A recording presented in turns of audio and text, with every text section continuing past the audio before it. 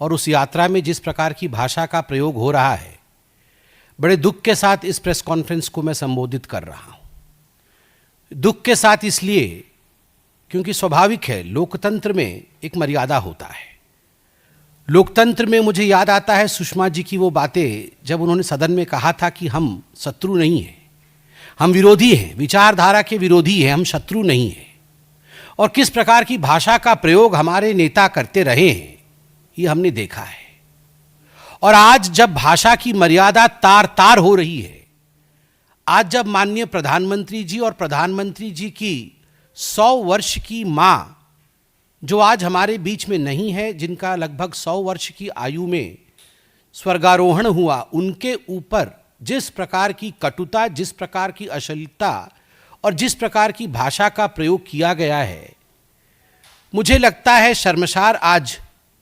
उस पार्टी को होना चाहिए जो पार्टी कभी अपने आप को भारत में स्वतंत्रता संग्राम से जोड़ती थी।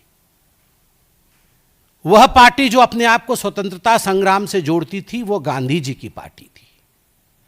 और आज जो स्वतंत्रता संग्राम से अपने आप को तथाकथित रूप से जोड़ती है, मगर आज गाली वाली पार्टी बन गई है, वो महात्मा गांधी जी की पार्टी नहीं है, वह तथाकथित नकली गांधी परिवार की पार्टी है, जिनमें एक सेंस ऑफ एंटाइटलमेंट है, कूट कूट कर जिनमें अहंकार भरा हुआ है, जिनको लगता है कि भारतवर्ष उन्हीं का है। और अगर भारतवर्ष में राजनीतिक गद्दी उनको नहीं मिलती है, वो दूसरों को कह रहे ना, गद्दी छोड़, हम आके बैठेंगे। अगर राजनीतिक गद्दी उन्हें नहीं मिलती है, तो वो कुछ दिनों के बाद उस व्यक्ति को जो लोकतांत्रिक रूप से चुन के आता है, मुझे कष्ट हो रहा है, उसे मां की गाली भी हम दे सकते हैं। बिहार की जनता है, जहां से चाणक्य हुए, जहां से बुद्ध हुए,